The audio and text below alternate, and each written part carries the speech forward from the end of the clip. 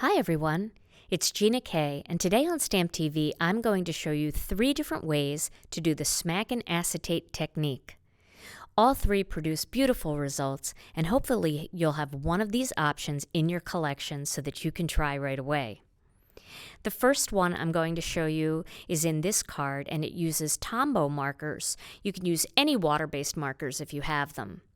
In the second card, I'm going to show you how to use ink cubes to create the Smackin Acetate background. And in the third one, I'm going to use Gina K Designs Reinkers. And you can use any water-based reinkers.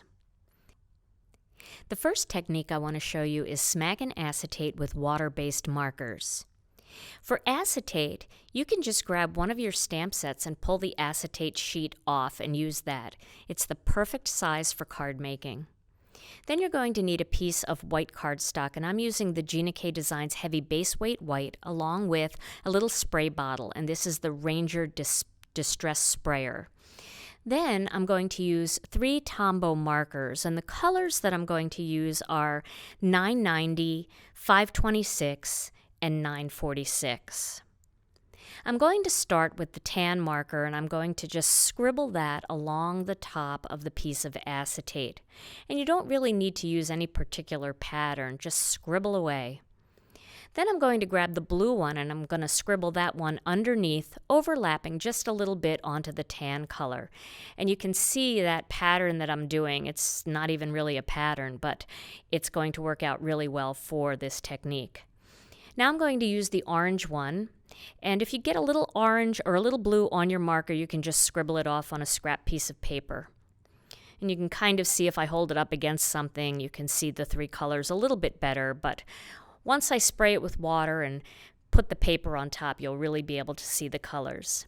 So I've just sprayed a good amount of water onto that, and I'm just going to lift it and turn it a little bit. I don't have enough water, so I'm going to spray a little bit more here to really make sure that the colors kind of run together. Then I'm going to grab that piece of cardstock, and I'm not going to lay it flat down. I'm going to wiggle it a little bit first, and wiggle it right over and then press it down. And it'll actually start to curl up a little bit. And once it starts to curl, it's easy to just grab a corner and pick it up. And you can see all of that beautiful color that looks like you're looking right into the sky. Then I'm going to grab my heat tool and just heat this up to dry it. Now what you're going to find is, especially with the heavier base cardstock, as you start to dry it, it's going to curl. But the drier it gets, the flatter it gets, and if you're really having trouble, just turn it over and dry it from the back a little bit. The second technique is Smackin Acetate using ink cubes, and I'm going to use the Gina K Designs ink cubes in Turquoise Sea, Sweet Mango, and some of this grass green. And I'm going to start with the Turquoise Sea, and that's going to be my top color. I'm going to just pat this, almost like I was stamping it onto the acetate in a random pattern across the top. Then I'm going to grab my second color, which is the Sweet Mango, and I'm going to do the same thing, and you'll notice that I'm actually stamping up into some of that Turquoise Sea, and that's going to create less of a line. And then I'm going to do the same thing here with the grass green. So you won't have as many lines between the colors like if you were going in a straight line across. Now once I've sprayed that with water, and I really want to get it wet here, so it's kind of runny in spots and things are running together, I'm going to do the same exact thing. I'm going to grab a piece of heavy base weight white, and I'm going to lay it down and just wiggle it a little bit over there to kind of blend the colors together, and then give it a good press. Once that corner starts to lift, you'll see the corner start to lift, I'm going to pick that up, and you can see there's a couple little areas where I feel like I need a little bit more. I'm just going to go back and tap it right into that ink. And then I'm going to dry it with my heat tool the same way. The final technique I want to show you is doing the Smackin Acetate technique with reinkers. Now the reinkers that I'm going to use are the Gina K Designs Premium Dye Ink reinkers, and the colors are Bubblegum Pink. I'm going to start with that, and the Bubblegum Pink is just going to go along the top here. And then the second color that I'm going to use is the lovely Lavender. These two colors blend beautifully together, especially with lots of water for this technique. The final color I'm going to use is Ocean Mist, and I'm going to add quite a bit of that at the bottom here, a few extra dots. And then I'm going to grab that Distress sprayer again and really saturate that with water. The Reinker doesn't spread quite as easily as the markers and the ink cubes because it's a little bit thicker, so you really want to add a little bit of extra water in there and really push it around. Then I'm going to grab another piece of heavy base weight white, wiggle it down on top, and then give it some pressure.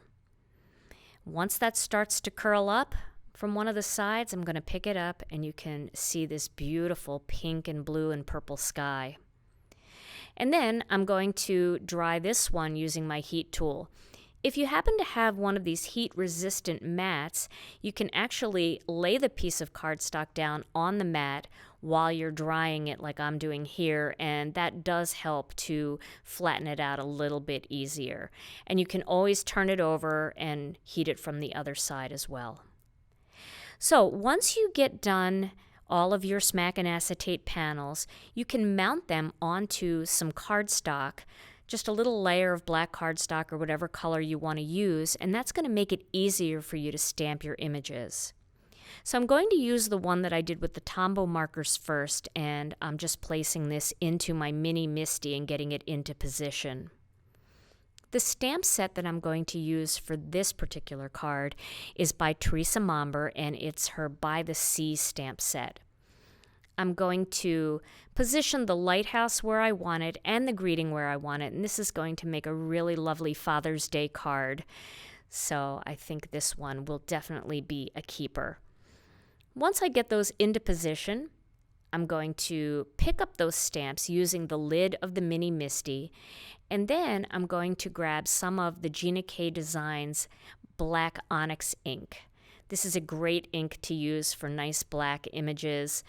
And remember, when you're doing the Smackin Acetate technique and you've wet your cardstock so much, you may have to do 2 layers of stamping if it's not completely dry. You can avoid that by letting the pieces of cardstock dry overnight, but mine might not be totally dry, so I think I might have to stamp more than once. So once I get those images pressed down, I can reveal that I definitely need a little bit more ink on there. So I'm going to go with a second layer. I'm going to ink this up again with the black Onyx ink, get the stamps nice and inky, and just check to make sure that my cardstock's in position there, and press it down a second time.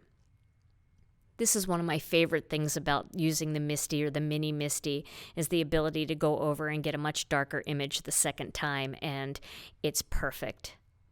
So that one's ready for a card. Now the second panel that I'm going to use is the one that I use the ink cubes for, and I'm going to use some rubber stamps for this. So I've removed that cushion. The rubber stamps are a little bit deeper, so you really don't need the cushion in there because the stamps have their own cushion on the back.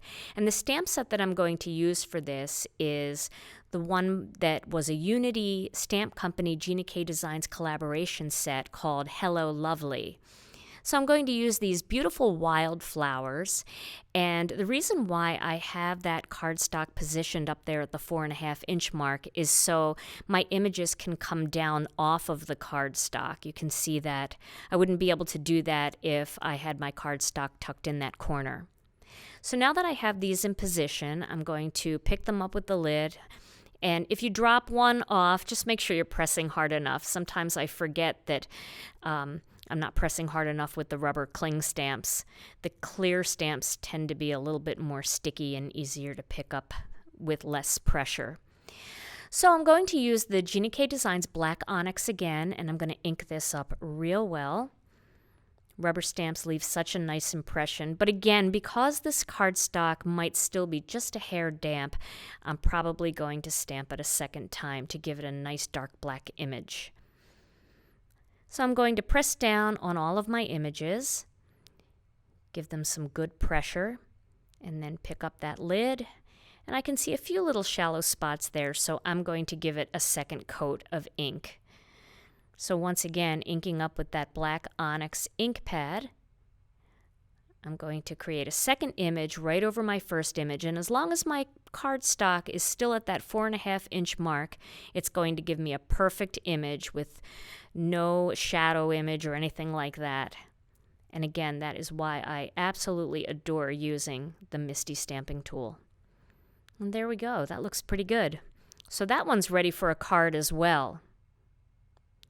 Now the third one that I'm going to do is the pink sky one. I like to call it that. I popped the cushion back into the mini Misti, and I'm going to place this back down in the corner. The stamps that I'm going to use for this are from 2 different Gina K Designs sets. The first one is the greeting, and I'm using the More Massive Messages greeting set. I really couldn't decide whether or not I wanted to make an encouragement card or a birthday card here, but since I decided to use a butterfly as the focal image, I'm going to use the You Can Do This greeting, and this will be a nice motivational card for someone special. And then I'm using the Fight Like a Girl stamp set for the butterfly, and I'm going to position those 2 stamps exactly where I want them, and once again, I'm going to pick them up using the lid of the mini Misti. Now you can always use other colors other than black on top of the Smackin Acetate background, but there is something nice about the striking difference between all of that beautiful color and then the black image and the black greeting. So I'm going to use black onyx for this one. This piece of cardstock, I can actually feel that it's still a little bit damp, so this is going to require more than 1 layer as well. And also, this is a newer stamp set. I had to borrow one from the classroom, and so this stamp set hasn't really been conditioned. So as you can see, it didn't give a good impression the first time, but that's only because it needs a little bit more conditioning. And once I get this stamped 2 or 3 times, it'll work perfectly every time. If you have any trouble with clear stamps, you can always condition them first by rubbing them gently with an eraser, or you can use a little bit of Versamark ink on them first. That Versamark is a nice sticky ink and will help any of your other inks to really grab onto the stamps to give you a great impression. But that's only the first couple times that you use them. Once they're conditioned, you'll be able to use them with no problem every time. So that looks great, and that is ready to be put on a card base as well. So here are my 3 finished cards that I mounted onto just pieces of heavy base weight white cardstock. And those cards are ready to send. I hope you've enjoyed today's Stamp TV video. Stay tuned to Stamp TV for more videos, and thanks so much for watching.